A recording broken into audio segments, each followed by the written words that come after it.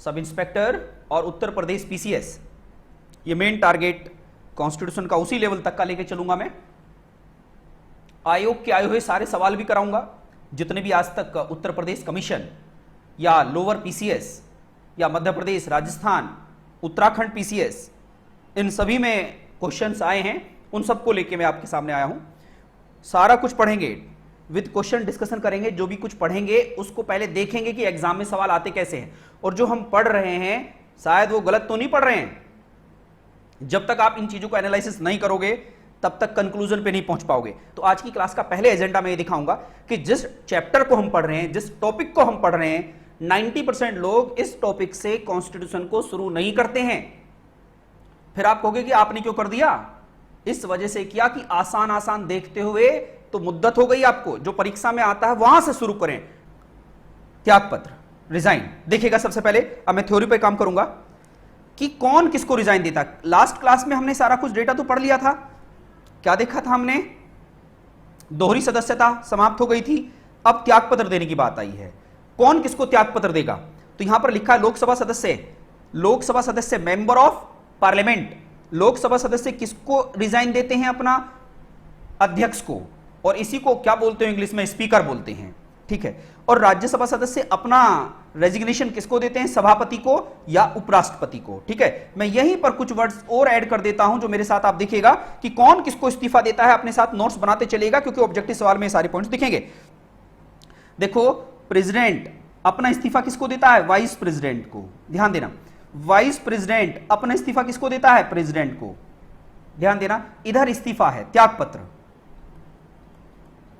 त्यागपत्र, रेजिग्नेशन, ठीक है। प्रेसिडेंट किसको देता है? वाइस प्रेसिडेंट को, और वाइस प्रेसिडेंट अपना रेजिग्नेशन किसको देता है? प्रेसिडेंट को। थर्ड है गवर्नर। गवर्नर, गवर्नर आपका रेजिग्नेशन किसको देता है? प्रेसिडेंट को। ध्यान देना, राज्यपाल अपना इस्तीफा किसको देता है? प्रेसिडेंट को। यहीं पर अगर मैं बात करूं supreme court and high court, supreme court और हाई कोर्ट, सर्वोच्च न्यायालय और हाई कोर्ट के जज अपना रेजिग्नेशन किसको देते हैं? प्रेसिडेंट को। ध्यान देना, पी से प्रेसिडेंट है, वीपी से वाइस प्रेसिडेंट है।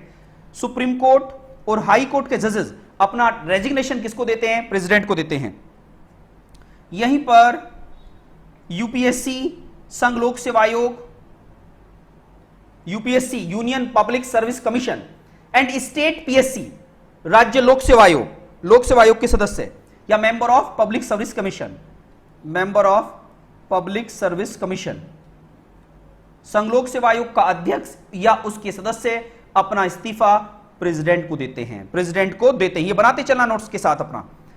ये थ्योरी आपको मिली जाएगी। ये ऑब्जेक्टिव सवाल जो मैं आपको दिखा रहा था, ये ऑब्जेक्टिव सवाल भी मैं आपको प्रोवाइड कर दूंगा, ये घबराने की जरूरत नहीं है आपको। नेक्स्ट है लोकसभा सदस्य, तो मैंने बता दिया। राज्यसभा सदस्य भी बता दिए मैंने आप लोगों को। नेक्स्ट यहीं पर यूपीएससी और member of public service commission, ये पॉइंट्स भी आपके सामने आ चुके हैं। इसके बाद अगर आपसे कोई सवाल पूछता है विधानसभा, ध्यान देना। चलिए अब जैसा है आप देखिएगा। नेक्स्ट है विधानसभा। विधानसभा के मेंबर्स, विधानसभा के मेंबर्स अपना इस्तीफा किसको देते हैं? विधानसभा अध्यक्ष को। किसको देते हैं? विधानसभा के अध्यक्ष को, विधानसभा के अध्यक्ष को। क्लियर है? नेक्स्ट है, नेक्स्ट यहां पर विधान परिषद का सभापति, the chairman of Vidhan Parishad. ये क्या होते हैं? विधानसभा, विधान परिषद। विधान परिषद के सदस्य किसको देंगे अपना इस्तीफा? विधान परिषद के सभापति को, चेयरमैन को। विधान परिषद के सभापति को, चेयरमैन को। ठीक है, आगे क्या है? राज्यसभा का सभापति किसको देता है? राज्यसभा का सभापति, राज्यसभा का सभापति। आप समझ गए क्या कहना चाह रहा हूं? द चेयरमैन ऑफ राज्यसभा अपना रेजिग्नेशन किसको देता है? प्रेसिडेंट को। किसको देता है? प्रेसिडेंट को। राज्यसभा का सभापति, chairman of Rajya Sabha. Chairman of Rajya Sabha ही कौन होता है? Vice president of India.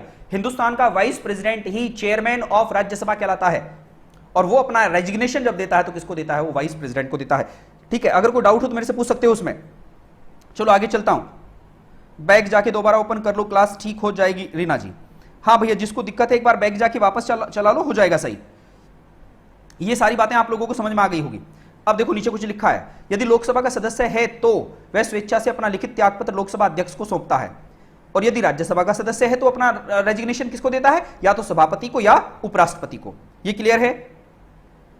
चलिए जी, मैं हिंदी इंग्लिश में दोनों वर्ड्स बोल रहा हूं, जिसको समझ में आ जाएगा भाई पढ़ने की कोशिश तो करो। नोट, अध्यक्ष एवं सभापति को अधिकार है कि सदस्यों का त्यागपत्र स्वीकार कर सकते हैं। देखो, जो राज्यसभा का सभापति होता है, राज्यसभा में कौन होता है, चेयरमैन होता है। लोकसभा में उसी पोस्ट को हम क्या बोलते हैं, स्पीकर बोलते हैं। ध्यान देना, मैं दोनों वर्ड्स आपको बता देता हूं। राज्यसभा में जो हेड होता है, राज्यसभा का जो हेड होता है, राज्यसभा का जो प्रिंसिपल होता है, राज्यसभा का जो प्रधानाचार्य होता है, राज्यसभा का जो प्रधानाचार्य होता है वो देश का वाइस प्रेसिडेंट होता है, जिसको हम किस नाम से जानते हैं, ex officio chairman of Rajya Sabha. Rajya Sabha का सभापति, हिंदी में बोलते हैं राज्यसभा का पदेन सभापति। कहने का मतलब हुआ वो राज्यसभा का सदस्य नहीं है, वो राज्यसभा का सदस्य नहीं है, फिर भी वो राज्यसभा का क्या है, राज्यसभा का सदस्य ना होने के बावजूद भी वह राज्यसभा का हेड है। इसी वजह से उसका नाम है ex officio chairman of Rajya Sabha. यहां तक बात क्लियर हो गई। जो राज्यसभा का चेयरमैन है उसको त्यागपत्र कौन देंगे, उसको त्यागपत्र देंगे राज्यसभा के मेंबर्स।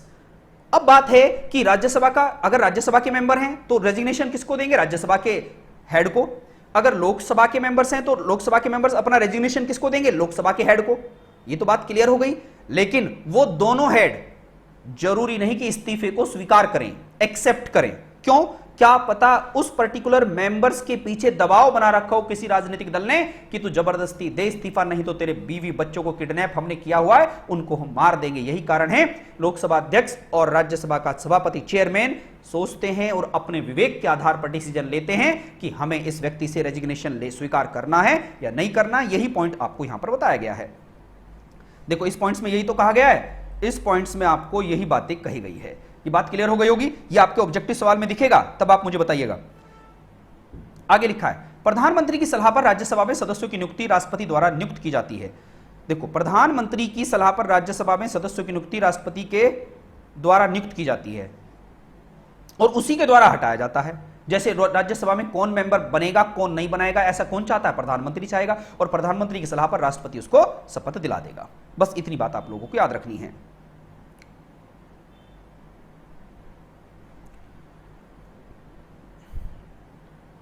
यहां से देखिएगा, संसद के पीठासीन अधिकारी। अब वर्ड है संसद के पीठासीन अधिकारी। संसद के पीठासीन अधिकारियों का मतलब क्या है, जो संसद को चलाएं, जो पार्लियामेंट को कंट्रोल करके चले। पार्लियामेंट आप पहले जान चुके हो, संसद, संसद का मीनिंग क्या है, लोकसभा राज्यसभा। लोकसभा और राज्यसभा ही मेन है। आपको मैंने कल की क्लास में बताया था, president is not a member of parliament. President is not a member of parliament but president is a organ of parliament. ये जरूर याद रखना है। राष्ट्रपति संसद का सदस्य नहीं होता है, परंतु वह संसद का अंग होता है। ये आप पॉइंट टू बी नोटेड, ये पॉइंट आपको नोट करना है। राष्ट्रपति संसद का सदस्य नहीं होता है, परंतु यह संसद का अंग होता है। President is not a member of parliament but this is a organ of parliament. महिमा, सर प्रेसिडेंट तो नॉमिनल हेड होता है। हां, तभी तो प्रधानमंत्री की सलाह पर ही काम करता है। अगर राष्ट्रपति नॉमिनल हेड है तो रियल हेड की सलाह पर ही तो करेगा। देखिएगा यहां पर, आप देखो मैंने लिख दिया है, प्रधानमंत्री की सलाह पर। सलाह कौन दे रहा है, प्रधानमंत्री दे रहा है। ठीक, आप समझ गए। तभी तो रियल हेड ऑफ इंडिया प्रधानमंत्री, but nominal head of India president. President work as a rubber stamp in India. Bharat में राष्ट्रपति रबर की मोहर की तरीके से कार्य करता है, परंतु कर्ता धर्ता भारत में प्रधानमंत्री ही है। चलिए, यह बात आपको क्लियर हो गई होगी। संसद के पीठासीन अधिकारी, जब मेरे साथ इस थ्योरी को पढ़ लोगे और यह थ्योरी आपके पास पहुंच जाएगी तो आपका काम हो जाएगा। पहले इसको देखिएगा जी। महिमा, शिल्पा, संसद के पीठासीन अधिकारी, संसद को चलाने वाले वह अधिकारी जो संसद की कार्यवाही को सुचारू रूप से चलाते हैं। देखो, लोकसभा और राज्यसभा। अब देखिएगा, लोकसभा और राज्यसभा को चलाने वाले आपको मालूम होना चाहिए, लोकसभा में कौन होता है, एक अध्यक्ष होता है, दूसरे नंबर पर कौन होता है, डिप्टी स्पीकर होता है। लोकसभा का स्पीकर और लोकसभा का डिप्टी स्पीकर, और एक अधिकारी और होता है, सेक्रेटरी ऑफ लोकसभा, लोकसभा का सचिव। लोकसभा का सचिव लोकसभा का सचिव। Secretary of Lok Sabha. ऐसे ही राज्यसभा में कौन होता है हेड? चेयरमैन। देखो चेयरमैन को सभापति बोलते, ध्यान देना, और डिप्टी चेयरमैन, और थर्ड वर्ग होता है यहां पर सेक्रेटरी ऑफ राज्यसभा, राज्यसभा का सचिव। क्लियर हो गया? ये बातें आपको क्लियर हुई? लोकसभा में 3 speaker, deputy speaker and secretary of Lok Sabha. ऐसी राज्यसभा में chairman, deputy chairman and secretary of Rajya Sabha. अब आपको ये सारी बातें बताने के लिए मुझे थोड़ा सा लोकसभा आप सभी को पता है लोकसभा कौन से नंबर की है? 17th लोकसभा है, 17वीं लोकसभा है। ये हम अंदर बात करेंगे। टर्म टेन्योर कितना होता है? 5 वर्ष। यहां ध्यान दीजिएगा, अब हिंदी इंग्लिश वाले करने वाले जो हैं वो भैया यहां समझ लो मेरे बच्चों, 5 वर्ष। स्पीकर अभी बताया था लोकसभा में कौन होता है? स्पीकर ओम बिरला साहब हैं। कौन है? ओम बिरला। मैं यहीं पर करंट भी ऐड कर देता हूं जिससे कि दिक्कत ना हो। ओम बिरला साहब हैं। कब से हैं? 19 जून 2019। सेक्रेटरी जनरल अभी बताया था सचिव उत्पल कुमार सिंह। यह सवाल पूछा गया परीक्षा में, उत्पल कुमार सिंह लिख लेना। ये सेक्रेटरी जनरल कौन है? उत्पल कुमार सिंह।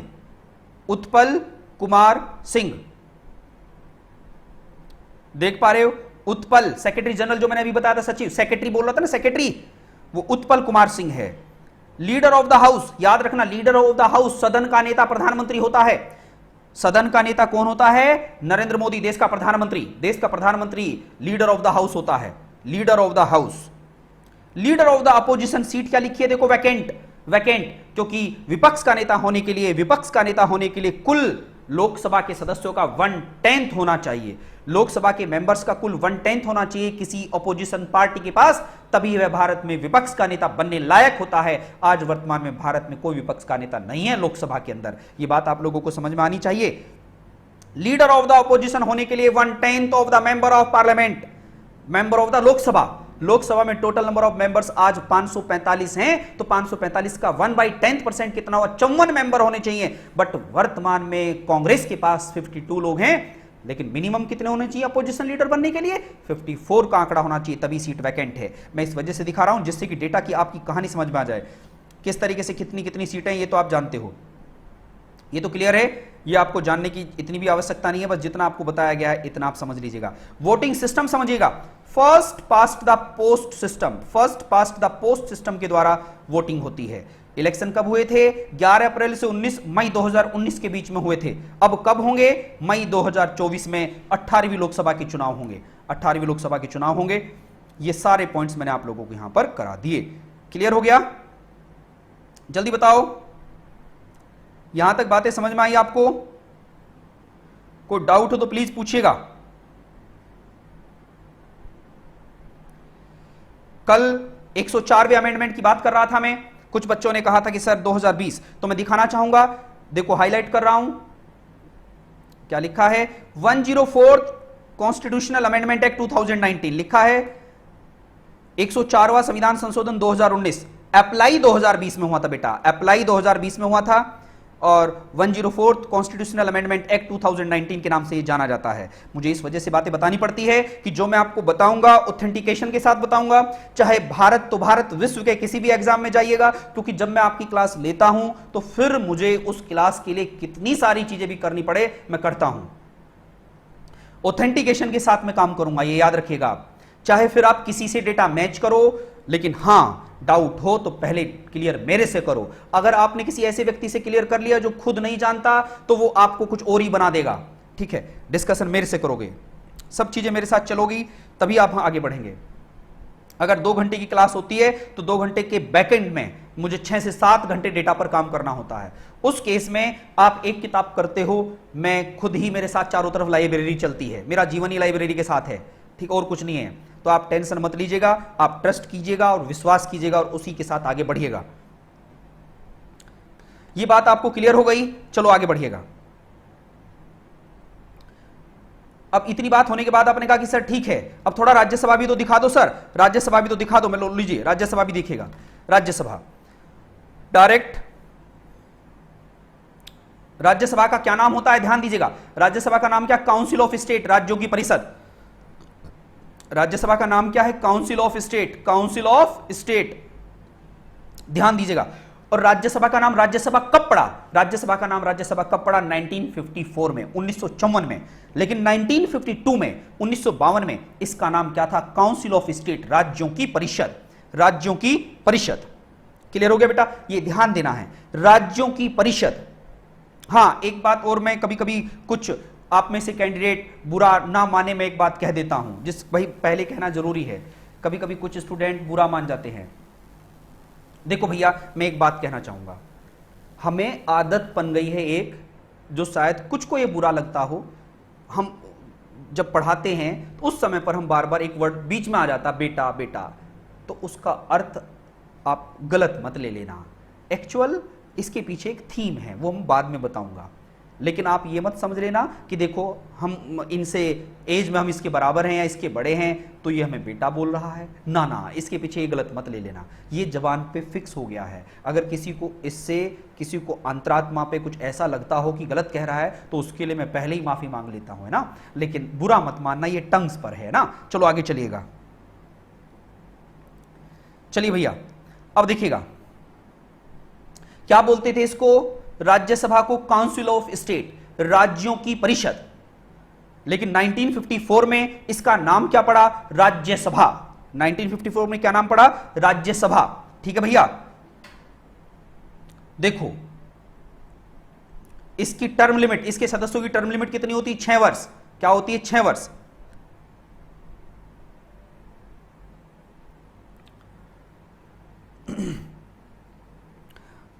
देखो मुझे ये बातें इस वजह से आ जाती हैं कि क्लियर करनी चाहिए, कभी किसी को कुछ दिक्कत हो जाए, है ना। ये सब हम मिलके तो पढ़ रहे हैं भाई। मुझे बड़े भाई के तरीके से देख सकते हो, कुछ लोग छोटे भाई के नजरिए से देख सकते हो, लेकिन इन शब्दों के पीछे जो मैं कहना चाहता हूं मैंने बोल दिया भैया आपसे ना। देखो चेयरमैन, चेयरमैन हमेशा कौन होता है? देखो नीचे लिखा वाइस प्रेसिडेंट। राज्यसभा का चेयरमैन कौन होता है? Vice president. ठीक, वाइस प्रेसिडेंट कौन है? मुप्पाराव वेंकैया नायडू।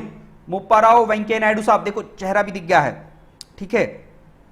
मुप्पाराव वेंकैया नायडू, मुप्पाराव वेंकैया नायडू, जो हिंदुस्तान के 14वें, जो हिंदुस्तान के 14th वाइस प्रेसिडेंट हैं, सॉरी कौन से?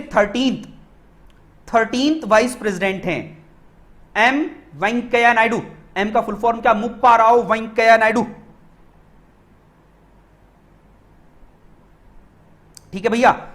डिप्टी चेयरमैन, देखिए डिप्टी चेयरमैन, यहां लोकसभा में डिप्टी स्पीकर नहीं है, लोकसभा में वर्तमान में डिप्टी स्पीकर की पोस्ट वैकेंट है, बट डिप्टी चेयरमैन राज्यसभा में अभी हैं।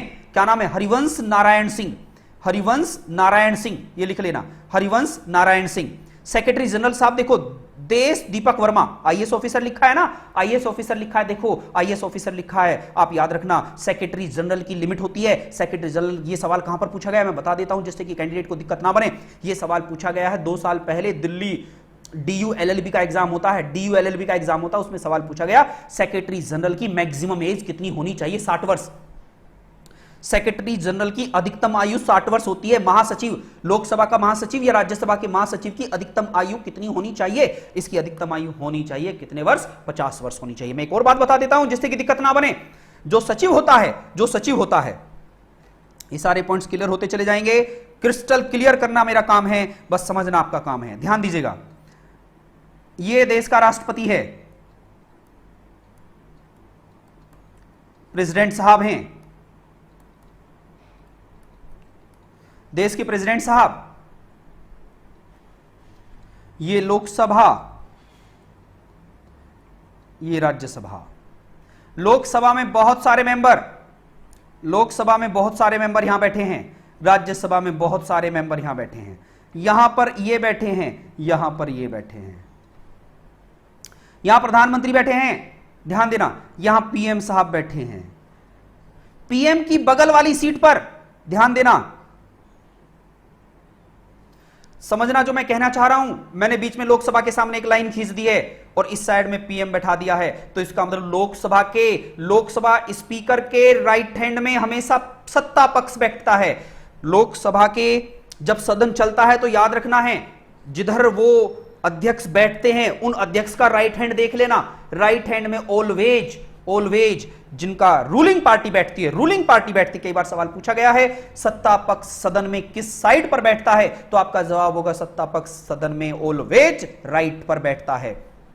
प्रधानमंत्री, प्रधानमंत्री के जस्ट बगल में सीट होती है यहां पर सदन के नेता की। अब सदन के नेता की बात है तो सदन का नेता खुद प्रधानमंत्री है। लोकसभा में, लोकसभा का लीडर अभी बताया ना प्रधानमंत्री, तो यहां प्रधानमंत्री साहब हो गए। मेरी बात कुछ समझ में आई हो तो मेरे से बात करते रहो, कोई दिक्कत हो तो तुरंत पूछना। आप सब योद्धा हैं, अब भविष्य के ऑफिसर हैं। लोकसभा में, लोकसभा स्पीकर के राइट हैंड पे, अब देखो मैंने यहां लिखा है तो लोकसभा का चेहरा ऐसे मुंडी घुमा के देख लेना, उनके राइट हैंड पे पीएम होगा, मतलब सत्ता पक्ष हमेशा राइट पर बैठता है। ठीक, इधर बैठते हैं सारे सांसद, मतलब इसके पीछे सांसद, ऐसे इनके विपक्ष का नेता अगर होता कोई तो विपक्ष का नेता आगे बैठता, उसके पीछे सब, और उसके सीनियर मोस्ट लीडर कुछ बैठते हैं आगे। ये बात क्लियर हो गई। इतनी बात होने के बाद अब आपके मन में एक सवाल उठ रहा है कि सर आपने अभी सचिव की बात करी थी, सचिव, यहां ये सचिव है, ये सचिव है, सचिव है, ये सचिव है, तो इसका मतलब लोकसभा के स्पीकर और इन सभी के बीच में सेतु का काम, ब्रिज का काम कौन करता है? सचिव करता है, सचिव करता है। सचिव ही डॉक्यूमेंट चेक करता है, सचिव ये चेक करता है कि जो है सांसद है, अनपढ़ सांसद, तू क्या लेके आया, तू तो अनपढ़ है, तुझे तो कुछ नहीं आता है, तू तो चोर है, बदमाश है, मवाली है, तूने ऐसा क्यों कर दिया है, कुछ ऐसे। अरे 40% अपराधी सांसद हैं, 40% अपराधी नेचर के सांसद हैं, कुछ महामूर्ख भी हैं, पढ़े लिखे नहीं है, कुछ तो उनमें अनपढ़ हैं, तो वो गलत गलत बना के ले आते हैं कुछ भी, फिर वो कहते हैं कि भैया तुम किसी फॉर्मेट को इनको सही तरीके से करके लेके आओ। ठीक है, ऐसे ऐसे वहां सांसद पहुंच जाते हैं, तो सचिव उनको, क्योंकि सचिव कौन होता है? सीनियर मोस्ट आईएएस ऑफिसर, तो फिर वो तुरंत कहता है कि 4 आईएएस ऑफिसर आओ और इस सांसद को, जो सांसद बोले मुंह से, इसकी भाषा को लिखो और उसको सही फॉर्मेट में लिख के आओ, नहीं तो कुछ भी लिख देगा। यहां पर राष्ट्रपति और संसद के बीच में, राष्ट्रपति और संसद के बीच में, राष्ट्रपति और इन दोनों सदन के बीच में सेतु का काम कौन करता है? स्पीकर। कौन करता है? स्पीकर। मेरी बात समझ में आई? तो ये हायरार्की क्लियर हुई। यहां से बात कहां पर पहुंची? क्योंकि देश की पंचायत का मामला है, देश में जो भी निर्णय बनेंगे वो संसद में बनेंगे, पार्लियामेंट में बनेंगे, यह देश की पंचायत है, और देश की पंचायत का सरपंच कौन है? राष्ट्रपति। सरपंच और देश की जनता के बीच में जो सेतु का काम कर रही है वो पार्लियामेंट कर रही है, और पार्लियामेंट के अंदर भी स्पीकर हुआ, सचिव हुए, प्रधानमंत्री, सांसद। ये बात क्लियर हुई? ये बातें समझते हुए चलना, प्रैक्टिकल के तहत बता रहा हूं, जिससे कि कभी दिक्कत ना बने, कोई नुकसान ना बने। समझ लो, यहीं पर मुद्दा चला है। ऐसी राज्यसभा में चेयरमैन, राज्यसभा में जो चेयरमैन होता है, राज्यसभा में कौन होता है? चेयरमैन, या इसी को बोलते हैं हिंदी में भैया सभापति।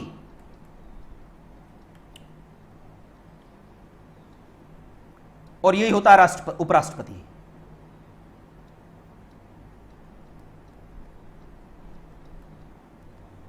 Vice president. क्लियर हो गया? बस समझते चलना, डाउट कैसा भी हो तुरंत पूछना। मेरा काम ही डाउट सोल्व करना है भैया योद्धाओं, डाउट अपने मन में मत रखना। जैसा भी मन में आए डाउट कि सर ये बला समझ में नहीं आई, तुरंत पूछना। मैं हिंदी इंग्लिश दोनों लैंग्वेज में लेके चल रहा हूं, मैं सभी की कठिनाइयों का सामना जो भी नहीं करने दूंगा, लेकिन हाँ जो थ्योरी है भैया वो हिंदी में लिखी है, एक्सप्लेन अगर किसी को जरूरत है मैं इंग्लिश में करूंगा, ठीक है, लेकिन वो डेटा प्लीज एसआई के लिए है और पीसीएस के लिए है। आप में 7 से 8 स्टूडेंट पीसीएस वाले बैठे हैं, मैंने उनको परमिशन दी है इस बैच को लें। वो चेयरमैन और सभापति, ये बात यहां तक समझ में आई? आपने कहा जी सर समझ में आ गई। ये तो पहला व्यक्ति हुआ यहां पर। दूसरा मैंने क्या कहा? अगर चेयरमैन नहीं होता तो वाइस चेयरमैन आता है, डिप्टी चेयरमैन बोलते हैं इसको, डिप्टी चेयरमैन यहां पर। ठीक हो गया? ये बात समझना। अब मैं जो कहना चाहूंगा, सवाल पूछा जाता है, सवाल क्या पूछा जाता है? एक ऐसा सदन बताओ जिस सदन का हेड वह व्यक्ति होता है जो उस सदन का मेंबर नहीं होता है। सवाल समझो, एक ऐसा सदन है, एक ऐसा हाउस है, एक ऐसा हाउस है जिसका प्रिंसिपल, जिसका प्रधानाचार्य, जिसका सभापति उस सदन का सदस्य नहीं होता है। उस सदन का नाम बताओ। तो क्या बताएंगे? राज्यसभा। जो राज्यसभा का हेड होता है, मतलब राज्यसभा का हेड कौन होता है? उपराष्ट्रपति, और उपराष्ट्रपति राज्यसभा का सदस्य नहीं होता है। क्लियर हो गया? बात समझ में आई? चलो बहुत बढ़िया बात है। क्लियर हो गया? समझना, जो उपराष्ट्रपति साहब होते हैं इनका टर्म टेन्योर 5 वर्ष होता है, टर्म टेन्योर कार्यकाल 5 वर्ष होता है, परंतु जो सभापति डिप्टी चेयरमैन होते हैं, उपसभापति होते हैं, इनका कार्यकाल 6 वर्ष होता है, इनका कार्यकाल 6 वर्ष होता है। और डिप्टी चेयरमैन राज्यसभा के अंदर से ही बनते हैं। Deputy chairman is the member of Rajya Sabha. Deputy chairman खुद राज्यसभा के मेंबर होते हैं। डिप्टी चेयरमैन खुद राज्यसभा के मेंबर होते हैं। डिप्टी चेयरमैन खुद राज्यसभा के मेंबर होते हैं। और डिप्टी चेयरमैन का चुनाव राज्यसभा के सदस्यों के द्वारा होता है। और राज्यसभा में सदस्य जितने भी हैं, जब उनकी वोटिंग होती है, जो उनमें ज्यादा वोट पाता है वह राज्यसभा का कौन बन जाता है? उपसभापति बनता है। उपसभापति का कार्यकाल 6 वर्ष होता है, जबकि राज्यसभा के हेड का नाम उपराष्ट्रपति होता है। जो है उस सदन का सदस्य नहीं होता है, वह तो देश का उपराष्ट्रपति होता है, वह तो इस सदन में आखिर एक्स ऑफिशियो चेयरमैन है, पदेन सभापति है। यही कारण है देश के उपराष्ट्रपति को वेतन राज्यसभा के सभापति का मिलता है, स्वयं का नहीं मिलता है। बताओ जल्दी, बात क्लियर हुई? वापस धीरे धीरे बोलूं। उपराष्ट्रपति एक ऐसा संवैधानिक पद है जो राज्यसभा का एक्स ऑफिशियो चेयरमैन है, जो राज्यसभा का सभापति है, परंतु यह राज्यसभा का सदस्य नहीं होता है। इसको वेतन उपराष्ट्रपति का नहीं मिलता है, इसको वेतन राज्यसभा के सभापति का मिलता है। इसका कार्यकाल 5 वर्ष होता है। चलिए जी, ये सारे पॉइंट्स आप लोगों ने क्लियर करे। ये सब बातें हो गई। इतनी बात होने के बाद अब समझो और मुद्दे की बात सुनो, और बड़े बड़े मुद्दे की बात सुनो। आप समझ सकते हो, आप सब जानते हो, Rajya Sabha can not be dissolve.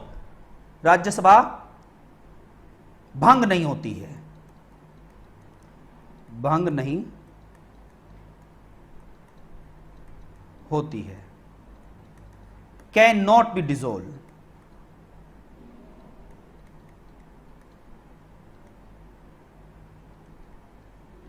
Rajya Sabha को भंग नहीं कर सकते, राज्यसभा को भंग नहीं कर सकते। सुन लो, can not be dissolve. Rajya Sabha भंग नहीं की जा सकती, परंतु लोकसभा भंग की जा सकती है।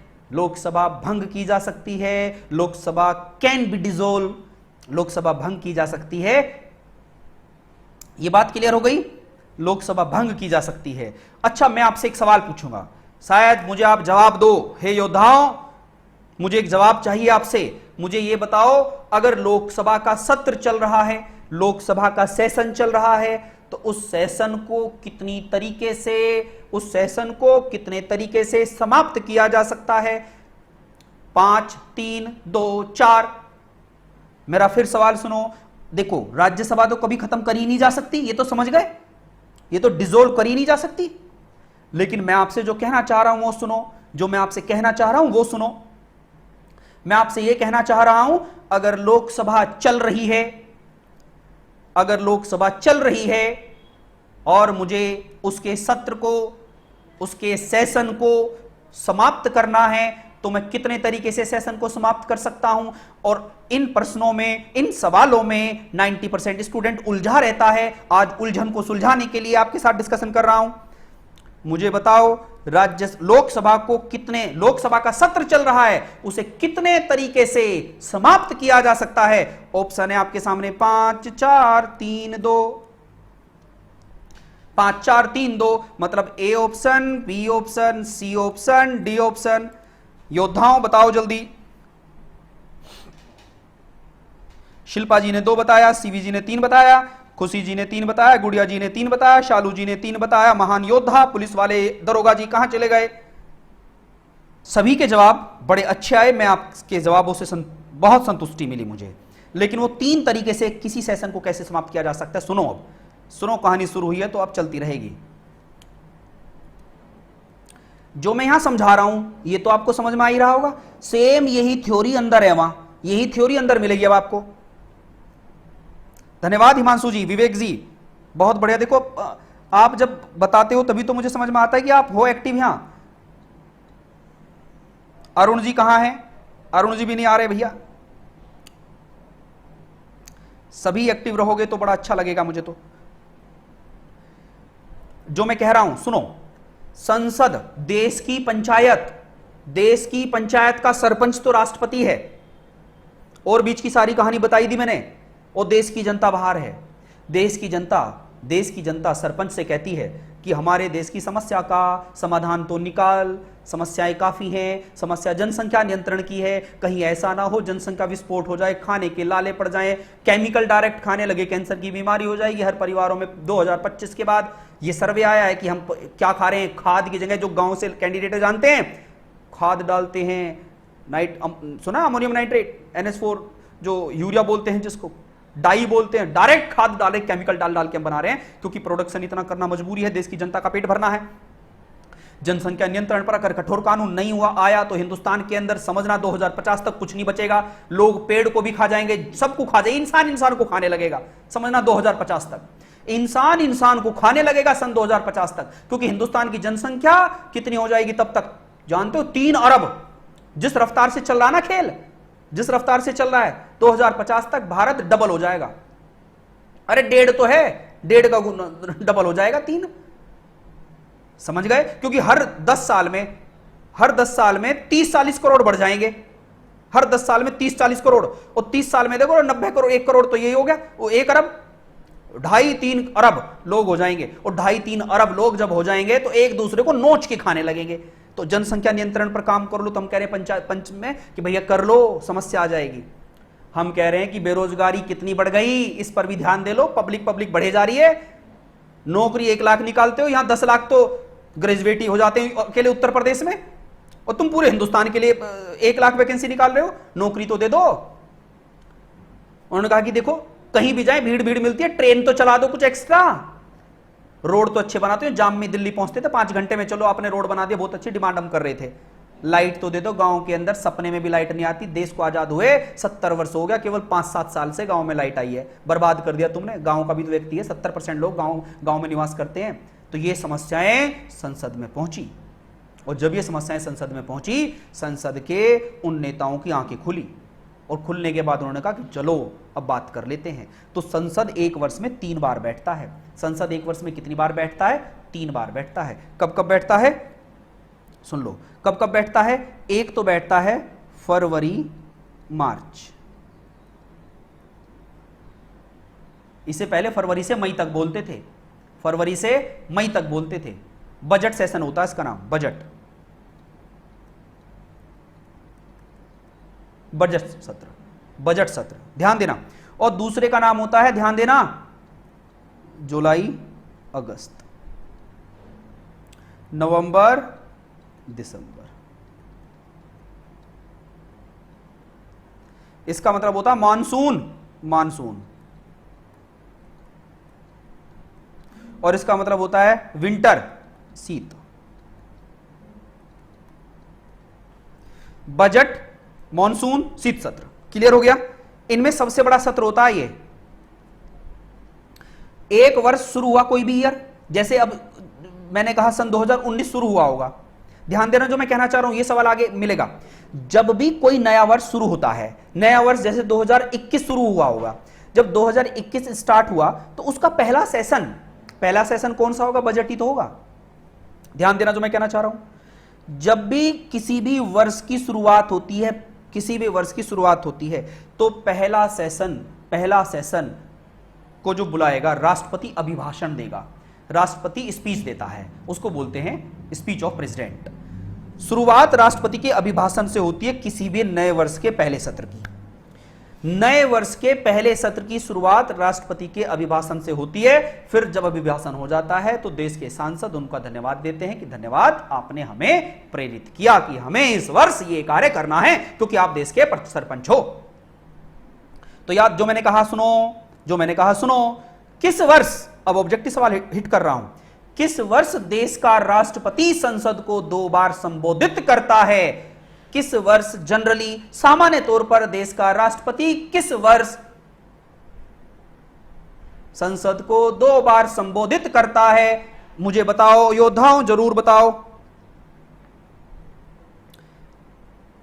देश का राष्ट्रपति संसद सत्र को किन वर्षों में 2-2 बार संबोधित करता है? चाहता हूं कि कुछ योद्धा जवाब दें। सारे दाव पेच यहीं खत्म कर लेंगे, बड़े आसान आसान सी चीजें होती हैं, बस समझने की बात है। जवाब, बहुत बढ़िया जवाब दिया विवेक जी ने, during election year. Well done, well done Vivek ji, बहुत बढ़िया, सबसे बढ़िया जवाब विवेक जी। मैंने कहा जनरली, सामान्य स्तर पर बात कर रहा हूं, ड्यूरिंग इलेक्शन ईयर, बहुत बढ़िया जवाब दिया। इसका मतलब क्या हुआ? जिस वर्ष चुनाव होंगे तो चुनाव के बाद जो पहली बार संसद बैठेगी, उस सत्र को भी संबोधित राष्ट्रपति करता है। और एवरी ईयर का प्रथम सेशन भी राष्ट्रपति उसको भी भाषण करता है। जैसे सन 2019 की बात करो, सन 2019 में फरवरी से शुरू हुआ, तो फरवरी का तो अभिभाषण राष्ट्रपति ने दिया ही होगा। फिर सन 2019 में जून जुलाई में, मई में चुनाव हुआ, और मई में चुनाव होने के बाद जुलाई में संसद बैठा। तो जब भी चुनाव का वर्ष होता है तो तब भी राष्ट्रपति नए जो लोग संसद में चुन के आते हैं उनको सामने अभिभाषण देता है। तो चुनाव वर्ष के दौरान सामान्यतः भी राष्ट्रपति 2 बार संसद को संबोधित करता है। क्लियर हो गया? तो ये बहुत बढ़िया सवाल इन्होंने जवाब दिया है, ये मैंने आपके सामने बात रख दी। चलो, इतनी बात हो गई पूरी। दूसरी बात समझो, यहां पर जल्दी जल्दी सारे पॉइंट्स यहीं पे समझ में आ जाएंगे। संसद एक वर्ष में कितनी बार क्लास लगाता है? जैसे मैं क्लास ले रहा हूं तो मैंने कहा कि मैं एक वर्ष में 3 क्लास लूंगा, 3 कोर्स स्टार्ट करूंगा। एक कोर्स तो फरवरी मार्च में खत्म करूंगा, एक जुलाई अगस्त में खत्म करूंगा, एक नवंबर दिसंबर में करूंगा। बाई चांस हुआ क्या? बाई चांस ये हुआ, एक सेशन नहीं हो पाया, एक बार 3 सेशन है ना, एक सेशन नहीं हो पाया, तो सवाल बनता है 2 सेशन के बीच में अधिकतम कितना समय हो सकता है? तो आप लोगों का जवाब होना चाहिए कि 2 सेशन के बीच में अधिकतम 6 माह का समय होना चाहिए। 2 सेशन के बीच में मैक्सिमम कितने महीने का समय हो सकता है? 6 महीने। अगर 6 महीने से ज्यादा का समय 2 सेशन के बीच में हो गया तो सरकार गिर जाएगी, लोकसभा डिसॉल्व हो जाएगी, लोकसभा भंग हो जाएगी। ध्यान देना जो मैंने कहा, अगर 2 सत्रों के बीच में समय 6 महीने से ज्यादा हो जाए तो लोकसभा डिसॉल्व हो जाएगी, लोकसभा भंग हो जाएगी। चलिए जी, ये भी बात समझ में आ गई, आगे बढ़ते हैं। दूसरी बात सुनो, आपको कि सर सुनाओ, अगर कोई स्टूडेंट, जैसे आप मेरी क्लास ले रहे हो, अगर कोई स्टूडेंट मेरी लगातार 60 क्लासों में मतलब लगातार 2 महीने एब्सेंट हो जाए, तो मैं उसका नाम काट दूंगा। मैं उसको कह दूंगा कि अब मत पढ़ो, क्योंकि तुम तो 2 महीने बिना बताए गायब हो गए, तो अब तुम्हारी सदस्यता निरस्त हो गई। तो सवाल ये भी आया 60 डेज। अगर कोई सांसद 60 दिन तक बिना बताए अनुपस्थित हो जाए, एब्सेंट हो जाए, तो उसकी सदस्यता निरस्त मानी जाएगी। अन्यथा उसे बीच में सर्टिफिकेट देना होगा, बीमार हूं, कोरोना हो गया है, इलाज चल रहा है, सर 2 महीने की परमिशन दो, तो उसकी सदस्यता निरस्त नहीं होगी। बिना बताए जाओगे तो रिजाइन देना पड़ेगा। चलो जी, ये भी बात क्लियर हुई। छोटी छोटी बातें हैं, एग्जाम में आती हैं, मैं यहीं पर उठा रहा हूं सारी चीजों को, और फिर जब थ्योरी पढ़ोगे ना तो बड़ा अच्छा लगेगा, समझ में आ जाएंगी कहानी, तार खुल जाएंगे माइंड के सारे। दूसरा सुनो, लोकसभा, क्योंकि राज्यसभा तो डिसॉल्व हो नहीं सकती, परंतु लोकसभा भंग हो सकती है, लोकसभा का सत्र समाप्त किया जा सकता है। तो मेरा सवाल था कि 3 सत्र हैं, ये 3 सत्र हैं, इनको बोलते हैं सेशन, सत्र है। किसी भी सत्र को समाप्त करने के तरीके होते हैं 3। मेरी बात आ गई हो समझ में तो बताओ, किसी भी सत्र को समाप्त करने के तरीके होते हैं 3। जल्दी जल्दी बताओ, कोई भी डाउट हो तो तुरंत पूछ लेना। किताब में डायरेक्ट एकदम सही तरीके से उसको डिफाइन नहीं किया गया है, अब बच्चा परेशान होता रहे वहां पर। मैं वही देख रहा, मैंने इसमें कुछ स्पेशल दिया तो देख लूं, लेकिन किताब पढ़ के एकदम समझ में नहीं आएगी चीजें। हमारे यहां पर पता दिक्कत क्या है, हमारी किताब भी इस लैंग्वेज में लिखी गई है कि वो आसानी से बच्चों को समझ में नहीं आती। ये एक बहुत कूटनीति है। अगर किताब देखो, जितने भी टीचर करते क्या है, किताब को ही इंटरप्रेट करते हैं अपने साधारण शब्दों में। अरे किताब बनाने वाले ही साधारण शब्द लिख दे तो क्या बुराई है, ये खेल ही खत्म हो जाए, सबको सही सही समझ में आ जाए सारी चीजें। इतनी क्लिष्ट भाषा लिखते हैं, मैं वही देख रहा था, भाषा इसकी इतनी टफ लैंग्वेज लिखी है कि आसान तरीके से समझ में नहीं आएगी कहानी। पढ़ते रहो, बेचारा बच्चा एक पूरी ताकत लगा देगा, लेकिन उसे यह समझ में नहीं आएगा कि ये मैटर क्या है। बड़ा टफ तरीके से लिखा है इन लोगों ने। चलो जी, तो सवाल है, संसद की बैठक को कितने तरीके से समाप्त किया जा सकता है? संसद की बैठक को 3 तरीके से समाप्त किया जा सकता है। संसद की बैठक को, सत्र का मतलब या कोई भी बैठक, कोई बैठक चल रही है, ये लिख देता हूं। संसद की बैठक को यही लिखते चले जाओ, छोटे छोटे पॉइंट हैं। संसद की बैठक को वोकैब, संसद की बैठक को 3 तरीके से समाप्त किया जा सकता है। 3 तरीके से, समझ गए ना? 3 तरीके से समाप्त किया जा सकता है। चलो कोई बात नहीं, संसद की बैठक को 3 तरीके से समाप्त किया जा सकता है। पहला तरीका बता रहा हूं, एडजोर्नमेंट। क्या बोलते हैं? एडजोन। एडजोन हिंदी का मतलब है स्थगन, इसको बोलते हैं एडजोन। एडजोनमेंट। दूसरा वर्ड है सत्रावसान।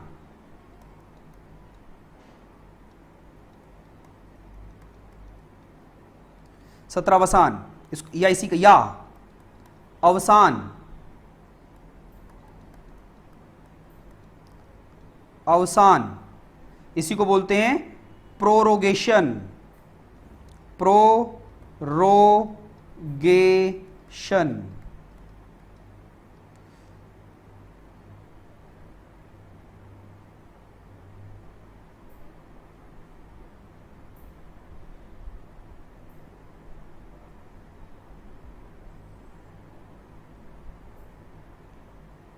चलिए जी, धन्यवाद।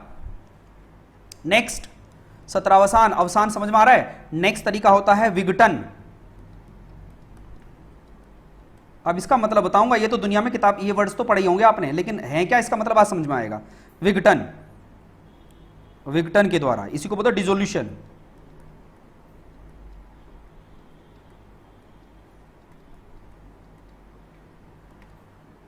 विघटन, इनका मीनिंग समझ लो अब। मैंने 3 वर्ड लिखे हैं, स्थगन, प्रोरोगेशन एंड डिसोल्यूशन, विघटन।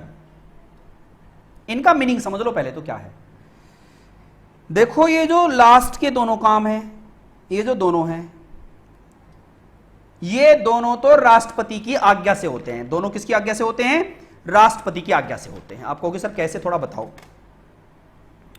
सत्रावसान, अरे भैया किसका फोन आ गया, बाद में बात करेंगे। हां, सत्रावसान या विघटन, ये कौन करता है? ये भारत का राष्ट्रपति करता है। भारत का राष्ट्रपति करता है।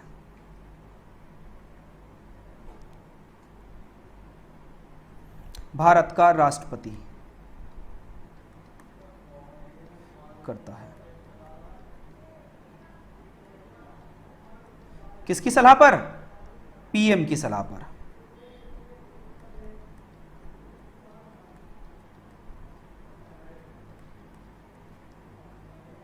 क्लियर हो गया? आपसे कोई सवाल पूछे, इनका मीनिंग समझाऊंगा अभी। आपसे कोई सवाल पूछे सत्रावसान और विघटन कौन करता है, तो आप कहोगे देश का राष्ट्रपति। देश का राष्ट्रपति। अब देश का राष्ट्रपति करता है, किसकी सलाह पर करता है? प्रधानमंत्री की सलाह पर। और जो स्थगन है, स्थगन, एडजॉर्नमेंट, इसको कौन करता है? Speaker of Lok Sabha. लोकसभा का अध्यक्ष, स्पीकर ऑफ लोकसभा। लोकसभा अध्यक्ष। बताओ, जल्दी जल्दी बताओ।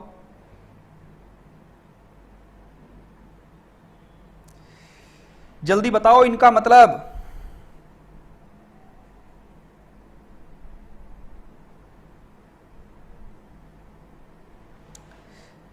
इनके मीनिंग को समझो। अब स्थगन, स्थगन का मतलब है,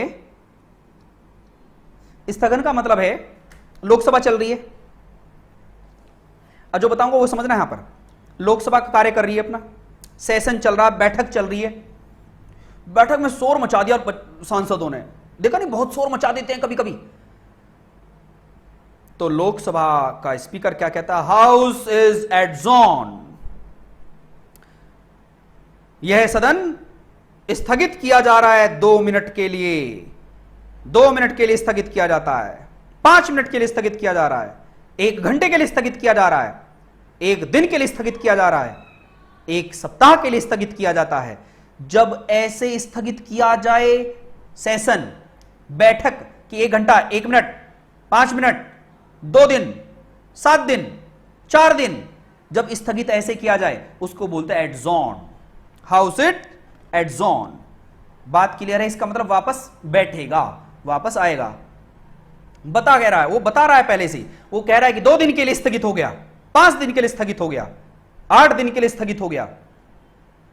जब लोकसभा अध्यक्ष उस बैठक को इस तरीके से स्थगित कर दे तो उसको बोलते हैं एडजॉर्न। क्या बोलते हैं? एडजॉर्न। जब बता के करे कि 2 मिनट के बाद वापस मिलना, 10 मिनट के बाद वापस मिलना, जैसे मैं आपसे कह रहा हूं, मैंने कहा कि भैया मेरी क्लास अभी 1 मिनट के बाद चलेगी, तो क्लास एडजॉर्न फॉर 1 मिनट। मैंने कहा कि क्लास अभी 5 मिनट तक चलेगी, मैं वायर सही कर रहा हूं, तो class is adjourn for 5 minute. अब मैं क्या करूं? मैं यहां से उठ के गायब, और मैंने ये तो कह दिया कि क्लास इज एडजॉर्न, बट ये नहीं बताया कितने टाइम के लिए, मैंने ये नहीं बताया कितने टाइम के लिए। नहीं समझ में आई बात? समझना जो मैं बताना चाह रहा हूं। मैंने अभी तो कहा class is adjourn for 1 minute, 1 hour, 2 hour, 1 day, 7 day. अगर ऐसे करके जा रहा हूं तो एडजॉर्न है, और मैं चला, ये तो चला गया कह के क्लास इज एडजॉर्न, लेकिन ये नहीं कहा कि कब तक। जब मैं ऐसा ना कहूं तो इस एडजॉर्न का नाम क्या होता है? Sine die. क्या नाम होता है इसका? Sine die. इसको भैया बोला जाता है sine die, sine die, adjourn, Hindi में साइन डाइन।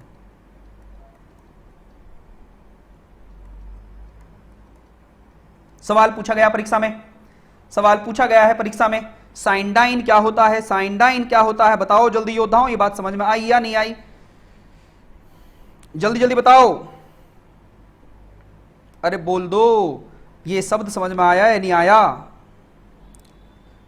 छोटे छोटे बात हैं लेकिन बड़े काम की हैं।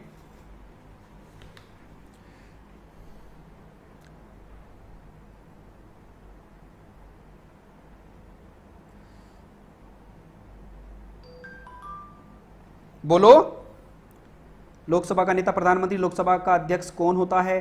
स्पीकर होता भैया अलग से, उन्हीं लोकसभा सांसदों में से चुना जाता है।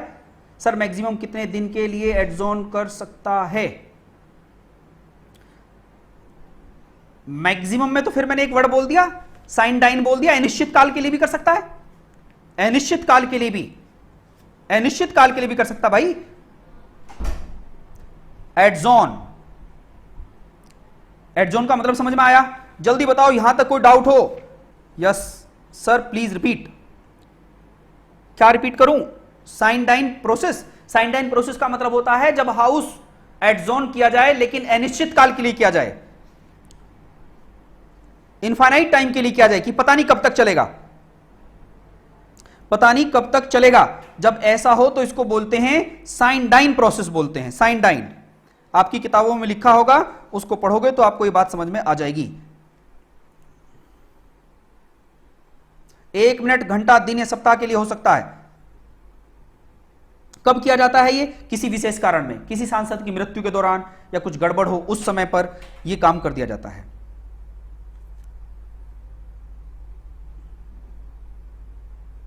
क्या हो? जब सत्र समाप्त किया जा रहा है लेकिन अगली तिथि ना बताई जाए, अगली डेट ना बताई जाए, उस केस को क्या बोलते हैं? Sine die. क्या बोलते हैं? Sine die. चलो बहुत बढ़िया, बस इतनी बात याद रखनी थी, इसमें और ज्यादा डिटेल में नहीं जाएंगे।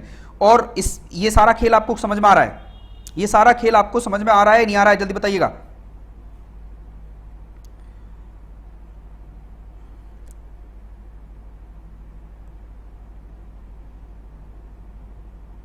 बोलो बोलो,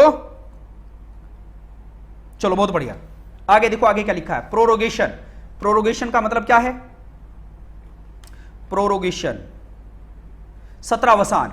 अब देखो सत्र का ही मतलब कुछ दिख रहा है, सत्र को ही समाप्त करना।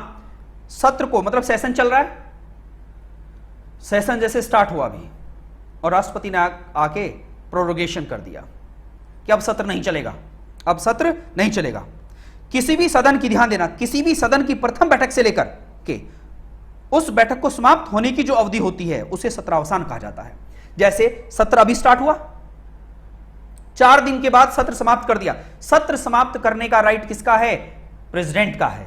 सत्र समाप्त करना, पूरा सेशन ही आउट करना, कोई बैठक समाप्त करना, कोई एक बैठक समाप्त करना लोकसभा के अध्यक्ष का, पूरा सेशन ही समाप्त करना प्रेसिडेंट का राइट है। किसका है? प्रेसिडेंट का राइट है। मतलब पूरा समाप्त सेशन ही खत्म कर दिया। जैसे मानसून सत्र समाप्त कर दिया, पूरा सत्र समाप्त, विंटर सेशन खत्म कर दिया। ठीक, जब ऐसा हो इसको बोलते हैं राष्ट्रपति के हाथ में होता। विघटन का मतलब क्या? विघटन, विघटन का मतलब क्या है? जल्दी बताओ। डिसोल्यूशन। पूरी लोकसभा ही भंग कर दी, लोकसभा ही डिसोल्व, भंग कर दी।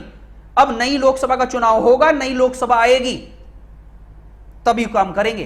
तो इसका मतलब लोकसभा ही भंग कर देना, लोकसभा को भंग करना ही डिसोल्यूशन कहलाता है, विघटन कहलाता है, विघटन कहलाता है। जल्दी बताओ ये मैटर क्लियर हुआ? जल्दी बताओ ये क्लियर हुआ? पक्का? चलिए बहुत बढ़िया बात है, आगे चलो। थ्योरी पे एक बार नजर लगा देते हैं, थ्योरी क्या चल रही थी। ये तो सारे मैटर समझ में आ गए होंगे आपको। अब क्या लिखा है? लोकसभा का अध्यक्ष के चुनाव की तिथि राष्ट्रपति द्वारा घोषित होती है। लिखो अब यहीं पर समझते चलो। लोकसभा के अध्यक्ष के चुनाव की तिथि कौन घोषित करता है? राष्ट्रपति करता है। कौन करता है? राष्ट्रपति करता है। लोकसभा अध्यक्ष का चुनाव लोकसभा के मेंबर्स के द्वारा ही होता है। लोकसभा अध्यक्ष का चुनाव, लोकसभा अध्यक्ष का चुनाव लोकसभा के सदस्यों के द्वारा ही होता है। क्लियर है? जैसे 17वीं लोकसभा गई, और 17वीं लोकसभा के अंदर जो वहां लोकसभा में मेंबर्स थे उन्हीं में से कोई एक व्यक्ति क्या बनेगा? लोकसभा स्पीकर बनेगा, चुनाव होता है, और जिसके पास ज्यादा वोट आई वो जीत जाता है। इसका निर्वाचन लोकसभा के सदस्यों में से किया जाता है। ये भी बात क्लियर हो गई।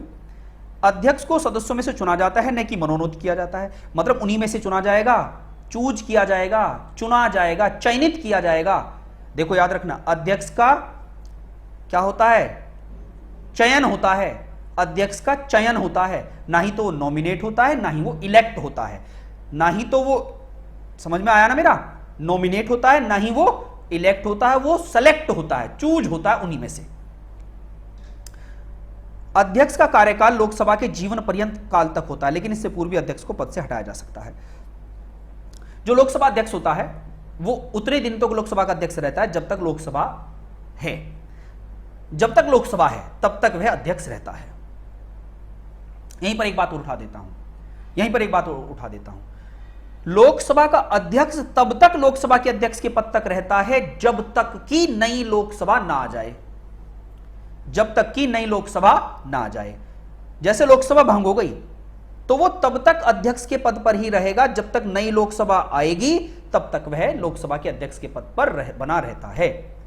और अगर किसी लोकसभा के अध्यक्ष को उसके पद से हटाना है, उसकी पोस्ट से हटाना है, तो लोकसभा के अंदर ही क्या होगा? एक प्रस्ताव पारित किया जाएगा, प्रपोजल पारित किया जाएगा, और उस प्रपोजल के अनुसार उसको हटाया जाएगा। यदि वह लोकसभा का सदस्य न हो तो फिर सदस्यता समाप्त हो जाएगी। अगर वह लोकसभा का सदस्य नहीं है तो उसकी सदस्यता निरस्त मानी जाएगी, क्योंकि लोकसभा का अध्यक्ष बनने के लिए जरूरी है कि वह लोकसभा का सदस्य हो। आर्टिकल नंबर 94 का बी, आर्टिकल नंबर 94 का बी, अध्यक्ष अपनी लिखित त्यागपत्र लोकसभा के उपाध्यक्ष को देता है। कहने का मतलब Lok Sabha speaker resign to deputy speaker of Lok Sabha. 94 का सी, यदि लोकसभा के अध्यक्ष को हटाने से संबंधित संकल्प प्रस्ताव लोकसभा में लाया जाए, अगर लोकसभा के अध्यक्ष को हटाने का प्रपोजल लाया जाए, उस समय पर लोकसभा अध्यक्ष क्या नहीं करेगा? एक तो वो अध्यक्ष की पोस्ट पर नहीं बैठेगा, एक वो कास्टिंग वोट नहीं डालेगा, अंतिम निर्णय वाली वोट नहीं डालेगा। क्या नहीं करेगा वो? अध्यक्ष को हटाने से संबंधित प्रस्ताव कम से कम 50 सदस्यों द्वारा लाया जाना चाहिए। कहने का मतलब अगर अध्यक्ष को हटाना है तो प्रपोजल कितने लोगों का होना चाहिए? 50 लोग मिनिमम लोकसभा के सांसद होने चाहिए 50। और हटाए जाने से पहले 14 दिन पहले उसे बताना होगा कि हम तुझे हटा रहे हैं, और जब हम तुझे हटाएंगे ना तो अब तू दो काम नहीं करेगा, एक तो तू हेड नहीं होगा अब लोकसभा का, एक तो आ तो सकता है, आ तो सकता है और बोल सकता है, लेकिन तू अब है ना हेड नहीं है, ये तू दो काम नहीं करेगा। क्लियर हो गया? चलो जी, अच्छी बात है, आगे पढ़ो। आर्टिकल नंबर 100 का 2, लोकसभा के अध्यक्ष को हटाने से संबंधित मत विभाजन पर प्रथमतः लोकसभा के अध्यक्ष को मत देने का अधिकार है, लेकिन निर्णायक मत देने का अधिकार नहीं है। कहने का मतलब ऐसे है कि जैसे मैं लोकसभा का अध्यक्ष हूं, क्योंकि लोकसभा का अध्यक्ष हूं तो मैं सांसद तो जरूर हूंगा, और 50 लोग ने प्रपोजल कहा कि ये फला फला व्यक्ति अब से अध्यक्ष नहीं रहेगा, भैया अध्यक्ष नहीं रहेगा, अब इसे हटाओ। तो मैंने कहा ठीक है, वोट कर लेते हैं सभी, क्योंकि मैं लोकसभा सांसद भी तो हूं, तो पहला वोट मैं दूंगा स्वयं, मैं कहूंगा भाई मुझे मत हटाओ, मैं तो अपने फेवर में दूंगा ना, लेकिन मैं निर्णायक वोट नहीं दूंगा, मैं निर्णायक वोट नहीं दूंगा। क्लियर हो गया? मैं निर्णायक वोट नहीं दूंगा। ठीक, चलिए जी आगे, ये तो बात होगी यहां पर ऊपर वाली। अब लोकसभा अध्यक्ष की पावर्स क्या होती हैं? लोकसभा अध्यक्ष की पावर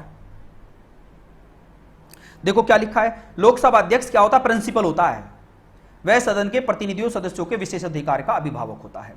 कहने का मतलब जो सांसद होते हैं उनका वह क्या होता है? अभिभावक होता है, और अभिभावक के तौर पर वह कार्य करता है। यहां तक बात क्लियर हुई आपको? ये बात समझ में आ गई होगी। आगे क्या लिखा है? लोकसभा अध्यक्ष के पास एक विशेष शक्ति यह होती है कि यह सुनिश्चित करता है कि कोई विधेयक धन विधेयक है या नहीं है।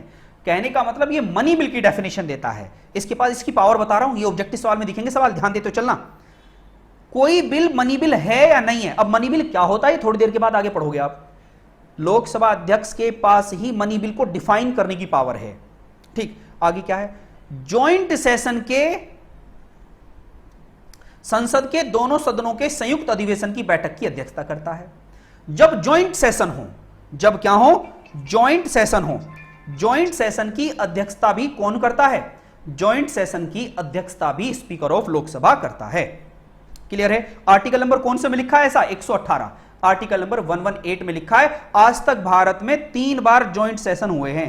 आज तक भारत में कितनी बार संयुक्त अधिवेशन हुए हैं? अगर आपसे कोई सवाल पूछता है आज तक भारत में कितनी बार संयुक्त अधिवेशन हुए हैं, तो आपका जवाब होगा आज तक भारत में 3 बार संयुक्त अधिवेशन हुए हैं। जॉइंट सेशन कब कब हुए हैं यह भी आप लोगों को थोड़ा सा मालूम होना चाहिए, क्योंकि कई बार सवाल पूछा जाता है संयुक्त अधिवेशन कौन करता है, किसकी अनुपस्थिति में या किसकी उपस्थिति में होता है। तो 3 बार आज तक भारत में जॉइंट सेशन की बात हुई है। क्लियर है? कितनी बार हुई है? 3 बार। कब कब हुई है थोड़ा सा ये देख लेता हूं, मैं बता देता हूं आपको 3 बार वो कब कब हुए हैं जॉइंट सेशन। एक तो हुआ था दहेज, दहेज के लिए, एक banking regulation,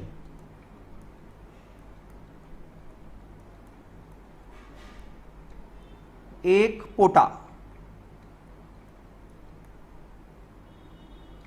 prevention of terrorism act, prevention of terrorism act,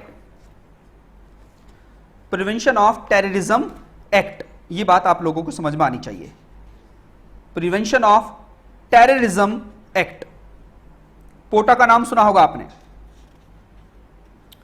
तो ये जॉइंट सेशन की बात आएगी तो आप जॉइंट सेशन पर भी अपनी बात यहां कर सकते हो। कई बार ये सवाल पूछा गया है कि भारत में आज तक कितनी बार क्या हुए हैं? संयुक्त अधिवेशन हुए हैं, और जो संयुक्त अधिवेशन है उनकी अध्यक्षता कौन करता है? तो उनकी अध्यक्षता कौन करता है? लोकसभा अध्यक्ष करता है जॉइंट सेशन की। तीनों सेशन बता दिए आपको।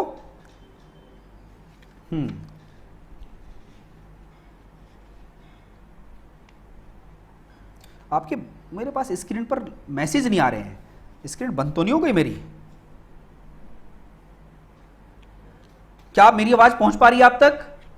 बताएं जल्दी, क्या मेरी आवाज पहुंच पा रही है? हाँ, आवाज तो पहुंच पा रही है। यस सर, शिवम जी, चलो बहुत बढ़िया, गुड। दहेज, दहेज का मतलब दहेज प्रतिषेध कब हुआ था? 1961 में आया ये। बैंकिंग रेगुलेशन पे 1978 में आया। Prevention of terrorism act 2002। 2002 में अटल बिहारी वाजपेयी थे देश के प्रधानमंत्री। 1972 में मोरारजी जी देसाई थे, और दहेज के टाइम पर जवाहरलाल नेहरू थे। 3 बार संयुक्त अधिवेशन हुए हैं।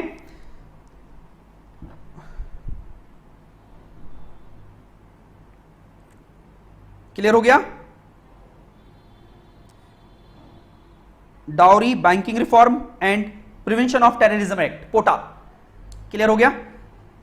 जल्दी बताएं, यहां तक कोई डाउट तो नहीं है? संयुक्त अधिवेशन, अच्छा मैं बता देता हूं, चलो संयुक्त अधिवेशन आप सवाल उठा रहे हो। ज्वाइंट सेशन, संयुक्त अधिवेशन,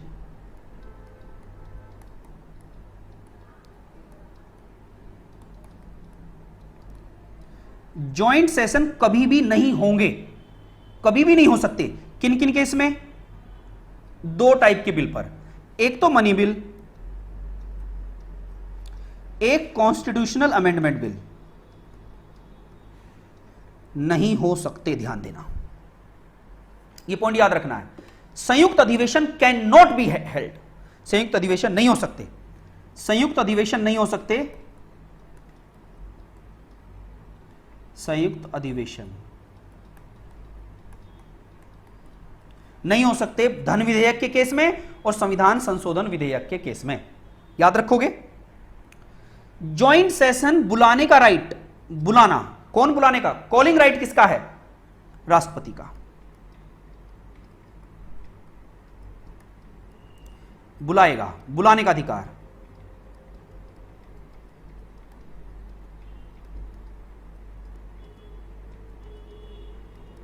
बुलाने का अधिकार किसका है? राष्ट्रपति का। ठीक है, हेड कौन होगा ज्वाइंट सेशन का? अध्यक्ष। अध्यक्ष कौन होगा? स्पीकर। अगर स्पीकर भी नहीं है तो डिप्टी स्पीकर, डिप्टी स्पीकर भी नहीं है तो डिप्टी चेयरमैन, डिप्टी चेयरमैन भी नहीं है तो देश के उन सांसदों में जो उस बैठक में बैठे हैं उनमें से वो सारे सांसद चुन लेंगे कि हमारा हेड ऐसा हो, सांसदों के सदस्यों के द्वारा।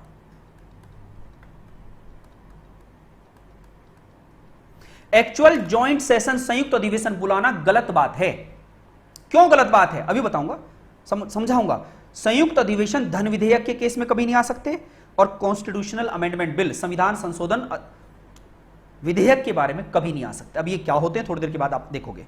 Joint session can not be held in the case of money bill and constitutional amendment bill. मैंने सारे वर्ड बता दिए। यह सवाल कई बार पूछा गया आईएएस और पीसीएस में, पूछा गया है। 4 ऑप्शन थे, 4 ऑप्शन में क्या दिया था? देखो कितना बढ़िया सवाल था। पूछा गया ज्वाइंट सेशन की अध्यक्षता कौन कर सकता है?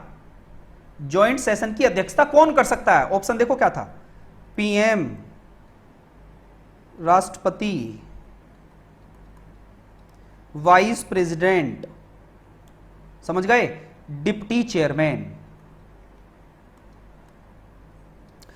देखो जब सवाल करते हो तो आंख तो तभी खुलती हैं, आंख तो तभी खुलती हैं। रट रखा है जी स्पीकर ऑफ लोकसभा ही करेगा, लेकिन नहीं आया सवाल ऐसा। ये आया सवाल कि ज्वाइंट सेशन का अध्यक्षता कौन करेगा। अब यहां कंफ्यूज हो गए।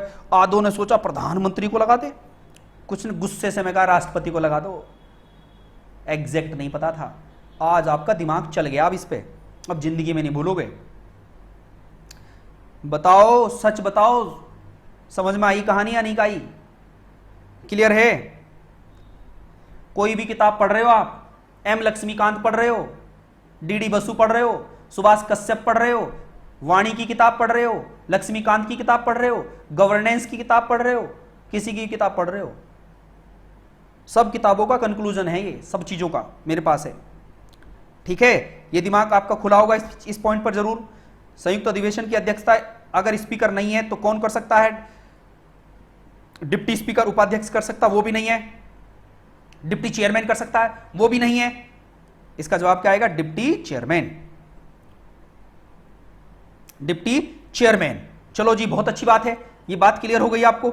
ज्वाइंट सेशन कब नहीं हो सकते? धन विधेयक के केस में कभी नहीं हो सकते, संविधान संशोधन विधेयक के केस में कभी नहीं हो सकते। अब मनी बिल क्या है, कॉन्स्टिट्यूशन अमेंडमेंट बिल भी क्या है, ये थोड़ी देर के बाद आप समझोगे, थोड़ी देर के बाद सब कुछ समझोगे।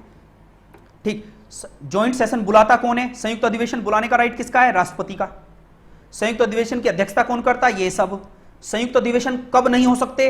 इन दोनों मुद्दों पर नहीं हो सकते। संयुक्त अधिवेशन आज तक कितनी बार हुए हैं? 3 बार हुए हैं। क्या संयुक्त अधिवेशन बुलाना अच्छी बात है, बुरी बात है? बुरी बात है, बुरी बात है। बस सारी बात होगी ज्वाइंट सेशन से संबंधित। चलो जी थ्योरी पर, चलो जी यदि संसद के दोनों सदनों के मध्य किसी विषय को लेकर गतिरोध होता है तो सामान्यतः मत दे सकता है, साथ ही यहां पर निर्णायक मत भी दे सकता है। ये लोकसभा अध्यक्ष की पावर हैं, ये लोकसभा अध्यक्ष की सभी पावर हैं।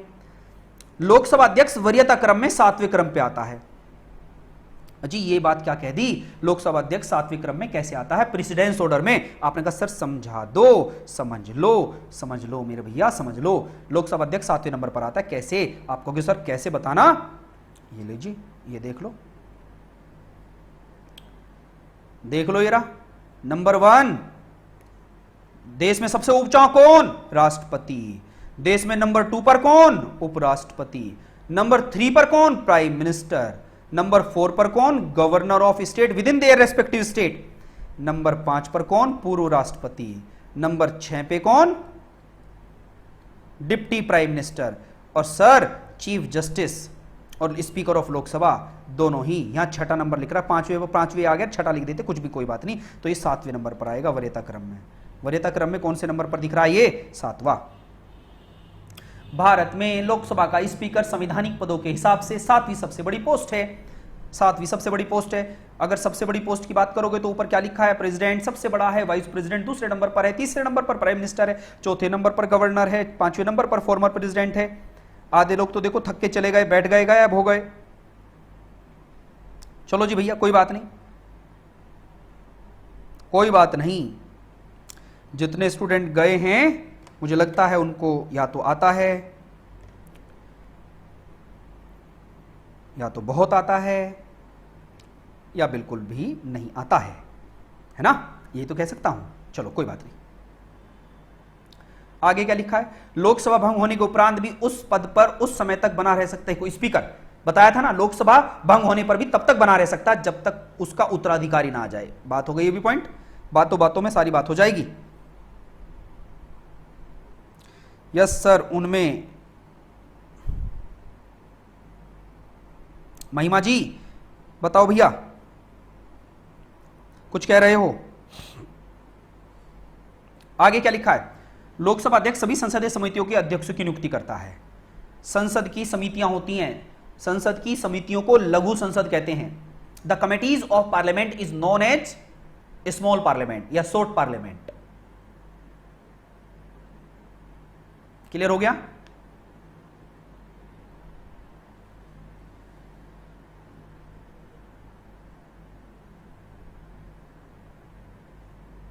यहां तक समझ में आया? नोट, अब यहां नोट लिखा है, बहुत अच्छी बात है। ये ऐसे ऐसे नोट, रुपए वाले नोट नहीं, ये वाले नोट, विशेष नोट का मतलब विशेष बात। 10वीं लोकसभा तक अध्यक्ष एवं उपाध्यक्ष दोनों ही सत्ता पक्ष के होते थे। क्या लिखा, समझ गए? 10th लोकसभा तक, 10वीं लोकसभा तक स्पीकर और डिप्टी स्पीकर हमेशा जो रूलिंग पार्टी है उसी के होते। लेकिन 11वीं लोकसभा में, आप कहोगे 11वीं लोकसभा कब, 11वीं लोकसभा कब, 11वीं लोकसभा कब हुई होगी? अब जैसे 17वीं चल रही है तो 11वीं लोकसभा कब हुई होगी? मोरारजी जी देसाई के आसपास हुई होगी। मोरारजी जी देसाई के समय की बात कर रहा हूं। 11वीं लोकसभा में सुनिश्चित किया गया कि लोकसभा का अध्यक्ष सत्ता पक्ष से होगा। ध्यान देना ये सवाल, 11वीं लोकसभा। अब आगे लोकसभा का सीक्वेंस भी है, समझ जाओगे, टेंशन मत लेना। आप बुरा मत मान जाना, दिखा देता हूं भैया। कभी कहोगे सर बता दो एक बार क्या रखा है। देखो जितनी बात कर रहा हूं ना सब है यहां, जितनी बात कर रहा हूं सब मिलेगी। इतनी बेहतर तरीके से बनाई गई है फाइलें कि बस अगर कोई पढ़ने वाला है ना, सीखने की भूख है जिसके अंदर, उसकी भूख तो मिट ही जाएगी, और जिसके अंदर भूख ही नहीं है उसकी जाग जाएगी, और जिसका पेट ज्यादा भरा हुआ है उसके साथ कुछ नहीं होने वाला है। वो कुछ नहीं है, फिर तो खेल खत्म हो जाएगा।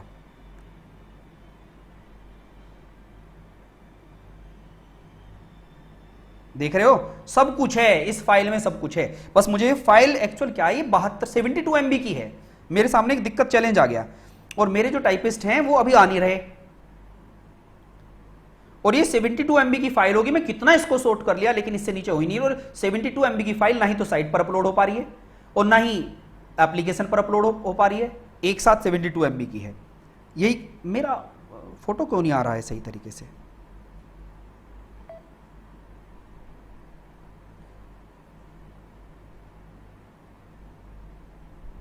क्लियर है? अब देखो, पहली लोकसभा 52 से, बताया ना 52 में से 5 साल चली 57, दूसरी लोकसभा 57 से 62, तीसरी लोकसभा 62 से 67, एंड इसके बाद 67 से 71, 71 से 77 तक चली। छठी का क्या है 77 से 80, सातवीं क्या है 80 से 84, आठवीं 84 से 89, 89 से 91। अब सभी 5-5 वर्ष की नहीं है, कुछ 6-7 वर्ष की भी हैं, कुछ 2-2 वर्ष की भी हैं। 10वीं 91 से 96 और 11वीं लोकसभा 96 से 98, इसमें बात की गई है। क्लियर हो गया?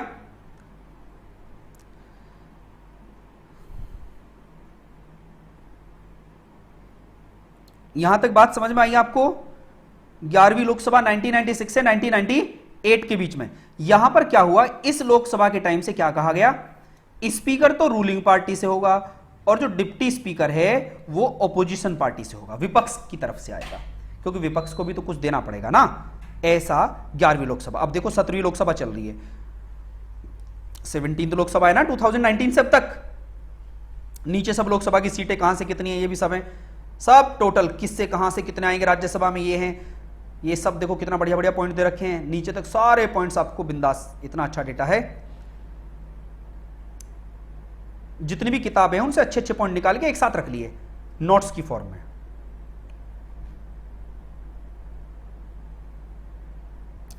अब देखो ऊपर तक के सारे पॉइंट्स हो गए हैं, ये सारे पॉइंट्स हो गए। 10वीं लोकसभा 11वीं लोकसभा में ऐसी बात की गई कि सत्ता पक्ष से कौन होगा अध्यक्ष होगा, विपक्ष से कौन होगा उपाध्यक्ष होगा। इंपॉर्टेंट फैक्ट समझ लीजिएगा, जो इंपॉर्टेंट फैक्ट्स है। 13 मई 1952 को लोकसभा की प्रथम बैठक हुई। 13 मई लोकसभा की भी पहली बैठक हुई, सब याद रखना, राज्यसभा की भी पहली बैठक 13 मई को ही हुई थी। नेहा मलिक, हाँ जी, डिप्टी स्पीकर अपोजिशन पार्टी से होगा, ऐसा माना गया, ऐसी बात रखी गई। कोई माने या ना माने ये तुम पे डिपेंड करता, कहीं रूल नहीं है, कहीं संविधान में लिखा नहीं है ऐसा, ऐसी बात कही गई। ठीक है, कभी आप समझ लो सर ये क्या कॉन्स्टिट्यूशन में लिखा है, ना, केवल संसद में म्यूचुअल अंडरस्टैंडिंग हुई थी। अब जरूरी नहीं कि हम मान लें। ठीक, 13 मई 1952 को लोकसभा की प्रथम बैठक हुई। यही तो वजह है कि आज लोकसभा का उपाध्यक्ष कोई नहीं है। सत्ता पक्ष वाले कह रहे कैसे रख लें, विपक्ष तो है ही नहीं। सत्ता पक्ष वाले कह रहे कैसे रख लें हम उपाध्यक्ष को, विपक्ष के लिए तो कम से कम लोकसभा का 110 होना चाहिए ना किसी एक पार्टी के पास, और विपक्ष का वो कोरम फुल नहीं कर पा रहा है। लोकसभा के पहले अध्यक्ष का नाम क्या था? जीवी मावलांकर, गणेश वासुदेव मावलांकर, गणेश वासुदेव मावलांकर, जिनका कार्यकाल 1952 से 56 तक था। ध्यान देना एक वर्ड और है, ये पहले ऐसे अध्यक्ष थे जिनके खिलाफ अविश्वास प्रस्ताव लाया गया था, नॉन कॉन्फिडेंस मोशन लाया गया। लोकसभा का ऐसा पहला व्यक्ति जिसके खिलाफ नॉन कॉन्फिडेंस मोशन लाया गया वो कौन था? गणेश वासुदेव मावलांकर। लेकिन पारित नहीं हुआ। हुकुम सिंह पहले ऐसे अध्यक्ष थे जिन्हें अविश्वास प्रस्ताव के द्वारा हटाया गया। कई बार सवाल पूछा गया, क्या सवाल पूछा गया, लोकसभा का ऐसे अध्यक्ष कौन थे जिनके खिलाफ अविश्वास प्रस्ताव लाया गया? तो आपका जवाब क्या होगा? अविश्वास प्रस्ताव किसके खिलाफ लाया गया था? तो आप बताएंगे सर अविश्वास प्रस्ताव लाया गया था किसके द्वारा? गणेश वासुदेव मावलांकर को हटाने के लिए सांसदों के द्वारा। ठीक है, बट सर पहला व्यक्ति जो अविश्वास प्रस्ताव के द्वारा हटाया गया उनका नाम हुकुम सिंह था। मीरा कुमारी प्रथम महिला लोकसभा अध्यक्ष थी। ठीक है, और दूसरी महिला अध्यक्ष कौन थी रही है? सुमित्रा महाजन। सुना है श्री सुमित्रा महाजन साहब। पीए संगमा 1996 में जनजाति लोकसभा अध्यक्ष थे, मतलब प्रथम जनजाति का मतलब शेड्यूल ट्राइब, एसटी। पहले एसटी थे जो क्या बने थे? लोकसभा अध्यक्ष बने थे, पीए संगमा साहब। महिमा आगे आए गए। आयनम आयंगर दूसरे लोकसभा अध्यक्ष बनाए गए, यह 2 बार लोकसभा अध्यक्ष रहे। आयंगर 2 बार लोकसभा के अध्यक्ष रहे। नीलम संजीव रेड्डी लोकसभा अध्यक्ष बनने के साथ साथ ये भारत के राष्ट्रपति भी बने रहे। ध्यान देना, अगर आपसे कोई सवाल पूछता है, नीलम संजीव रेड्डी ऐसे व्यक्ति रहे हैं जो राष्ट्रपति बनने से पहले लोकसभा अध्यक्ष भी रहे हैं। नीलम संजीव रेड्डी एक ऐसे राष्ट्रपति बने हैं जिनके ओपोजिशन में कोई व्यक्ति नहीं लड़ा था, इसका मतलब ये निर्विरोध चुने गए थे राष्ट्रपति।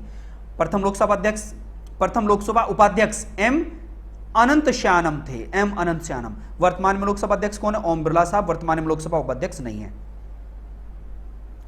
शपथ। अब देखो ये बहुत प्रोटम स्पीकर आप बोल रहे थे, आगे देखो प्रोटम स्पीकर की भी कहानी, प्रोटम स्पीकर की भी बात आ गई ना। अब जब जितने भी वहां पर ऊपर की बात की है, संसद के सदस्यों को शपथ राष्ट्रपति या उसके द्वारा नियुक्त किसी व्यक्ति के द्वारा होता है। भाई या तो सांसदों को शपथ राष्ट्रपति दिलाएगा, अन्यथा राष्ट्रपति किसी ऐसे व्यक्ति को नियुक्त करने की बात करेगा जो सांसदों को क्या दिलाए? शपथ दिलाए। तो वह कौन होगा? वह प्रोटम स्पीकर होगा। वह कौन होगा? प्रोटम स्पीकर होगा। अब आप कह रहे हो सर सुनो बताओ, यहां से एक सवाल का जवाब मिलेगा। क्या सवाल का जवाब मिलेगा? क्या सवाल का जवाब मिलेगा? जब लोकसभा बनती है, मैंने कहा जब लोकसभा आती है, आपने कहा ठीक है, जब लोकसभा आती है और पुरानी लोकसभा जाती है, नई लोकसभा आती है, पुरानी लोकसभा भंग हो जाती है, तो लेकिन लोकसभा अध्यक्ष पुराना तब तक आता है जब तक उसका उत्तराधिकारी नहीं आ जाता। अब होता क्या है? होता यह है, जब लोकसभा आई तो नया लोकसभा अध्यक्ष तो कोई था ही नहीं। सांसदों को शपथ कौन दिलाए? तो उन जितने भी सांसद वहां रहते हैं, उन सांसदों में से सीनियर मोस्ट सांसद को प्रोटम स्पीकर बना लिया जाता है। प्रोटम स्पीकर बना लिया जाता है और उसको स्पीकर की चेयर पर बैठा दिया जाता है। उसका नाम प्रोटम स्पीकर रख दिया। सीनियर था वो कि बैठ जा। जैसे आपने देखा नहीं हमारे यहां पर घरों में मैरिज वगैरह के टाइम पर क्या होता है, जो हमारे घर में सबसे बड़ा बुजुर्ग टाइप होता है उसके हाथ में हम मिलाई का थैला दे देते हैं कि फूफा को 551 दे देना, जीजा को 1000 दे देना, और घोड़ी की लगाम पकड़ाई 2 रुपए दे देना, और जो दूल्हा है उसे 1 भी मत देना। होता है ना ऐसा? समझना, जो सीनियर मोस्ट व्यक्ति है उसे रेस्पॉन्सिबिलिटी दे दी गई कि देख तू चेयर पर बैठ जा और हम सब आएंगे, तू हमें सबको शपथ दिला दे, ओथ दिला दे, तेरा भी नाम हो जाएगा और हमारा काम हो जाएगा। ठीक है? तो जो भी सीनियर मोस्ट होगा, चाहे वो पक्ष का हो चाहे वो विपक्ष का हो, उसको प्रोटम स्पीकर मान लिया जाता है। ये बात क्लियर हो गई? चलो जी, प्रोटम स्पीकर का मुद्दा माइंड से गायब। ये प्रोटम स्पीकर आप कहीं से भी आए तो बात क्लियर कर दोगे। सब चीजें कोरिलेट करके पढ़ लो तो जिंदगी में कभी भूलोगे ही नहीं। सीवीजी कह रहे सर प्रोटम स्पीकर का समय कितना होता है? 1 दिन। 1 दिन। जब तक शपथ सबकी नहीं दिला पाएगा तब तक बैठा रहेगा वो। 1 दिन में सबकी शपथ दिला देता, जाओ 1 दिन में नहीं दूसरे दिन बैठ गया, जब तक शपथ सबकी पूरी नहीं होगी। जो नए सांसद है सबकी शपथ दिलाने का काम किसका? Pro tem speaker. उनके डॉक्यूमेंट चेक करने का काम है, दिखाओ भैया फाइल सही नाम है गलत नाम है, वो सब नाम चेक वेक करके प्रोटम स्पीकर ये काम कर दे। समझना, यहां से एक सवाल क्रिएट कर रहा हूं, यहीं से एक सवाल क्रिएट कर रहा हूं। जब वो प्रोटम स्पीकर बना होगा तो उसने सभी सांसदों को शपथ दिलाई होगी और पहले स्वयं भी शपथ ली होगी। ठीक है? जब ये सब कुछ हुआ और प्रोटम स्पीकर को किसने नियुक्त किया था? राष्ट्रपति ने। मैंने बताया राष्ट्रपति कर रहा है ऐसा काम। चलो जी, बहुत अच्छी बात है। अब सवाल है, क्या सवाल है कि सर जब प्रोटम स्पीकर हट गया, सब सांसदों को क्या दे दी गई? शपथ हो गई सभी सांसदों की। लोकसभा में सभी सांसदों की क्या हो गई? शपथ पूरी हो गई। लोकसभा में सभी सांसदों की शपथ जब पूरी हो गई, अब क्या मैटर शुरू होता है? अब मैटर शुरू होता है किस चीज का? यहां पर मैटर शुरू होता है, मुद्दा जो मेन उठा यहां पर वो बना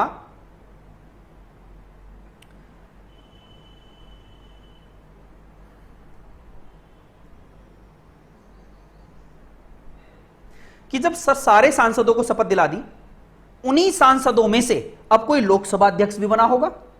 उन्हीं सांसदों में से क्या हुआ? चयन हुआ, अब लोकसभा अध्यक्ष बन गया। तो सवाल पूछा जाता है, कौन सा संवैधानिक पद ऐसा है जो शपथ, जिसको शपथ नहीं दिलाई जाती, तो लोकसभा अध्यक्ष है वो। समझ गए क्यों? क्योंकि वो पहले लोकसभा सदस्य के तौर पर प्रोटम स्पीकर के द्वारा शपथ ले चुका होता है, और जब वह अध्यक्ष बनता है, लोकसभा अध्यक्ष बनता है, तो वह शपथ नहीं लेता। सवाल कई बार पूछा गया है, कौन सी कॉन्स्टिट्यूशनल पोस्ट ऐसी है जिसको शपथ नहीं दिलाई जाती? तो आपका जवाब होगा वह लोकसभा अध्यक्ष है। यह सवाल का सवाल समझ में आया आपको?